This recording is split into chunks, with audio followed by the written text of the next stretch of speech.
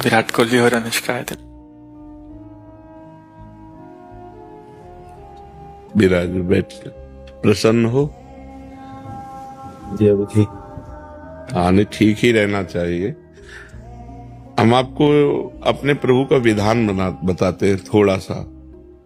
जब प्रभु किसी पर कृपा करते हैं, ये वैभव मिलना कृपा नहीं है, ये पुण्य है। पुण्य से एक घोर पापी को भी बहुत, देखो, पाप करके भी उनका कोई पुण्य है जिससे वो सुकृत पूर्व के सुकृतवश चल रहे हैं, नया पाप है। ये वैभव बढ़ना या यश बढ़ना, ये भगवान की कृपा नहीं मानी जाती। भगवान की कृपा मानी जाती है अंदर का चिंतन बदलना, जिससे आपके अनंत जन्मों के संस्कार भस्म होकर और अगला जो है वो बड़ा उत्तम होगा। अंदर के चिंतन से होता है, बाहर से कुछ नहीं होता। महत्व अंदर का चिंतन। अच्छा, अंदर का चिंतन हम लोगों का स्वभाव बन गया बहिर्मुखी। बहिर्मुखी मतलब बाहर यश, कीर्ति, लाभ, विजय, इससे हमको सुख मिलता है। अंदर से कोई मतलब नहीं रखता कोई विरला ही अंदर से। अब क्या होता है, भगवान जब कृपा करते हैं तो संत समागम देते हैं, फिर दूसरी जब कृपा होती तो विपरीतता देते हैं, और फिर अंदर से एक रास्ता देते हैं। ये मेरा रास्ता है, ये परम शांति का रास्ता है, ये शांति का रास्ता नहीं। भगवान वो रास्ता देते और जीव को अपने पास बुला लेते हैं। बिना प्रतिकूलता के संसार का राग नष्ट नहीं होता।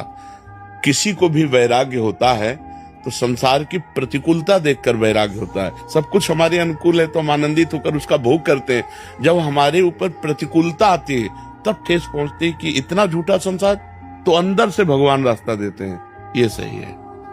भगवान बिना प्रतिकूलता के इस संसार को छुड़ाने का कोई भी औषधि नहीं रखी। आज तक जितने बड़े महापुरुष हुए हैं, जिनका जीवन बदला है, उनको प्रतिकूलता का दर्शन करके बदला है। तो कभी प्रतिकूलता आए तो उस समय आनंदित हो कि मेरे ऊपर अब भगवान की कृपा हो रही है, कि मुझे सतमार्ग में चलने की प्रेरणा मिल रही है। अगर सतमार्ग छूटा हो, ये सब तो एक सेकंड के लिए आप विचार कीजिए। अब अपना सुधार कर लो, अपने जीवन को सत्य में ले आओ, तो अगला जो होगा वो बहुत जोर का होगा। चाहे जन्म हो श्रीवान, कुलवान, धनवान, वैभव संपन्न ऐसे, और भक्ति की अनुकूलता,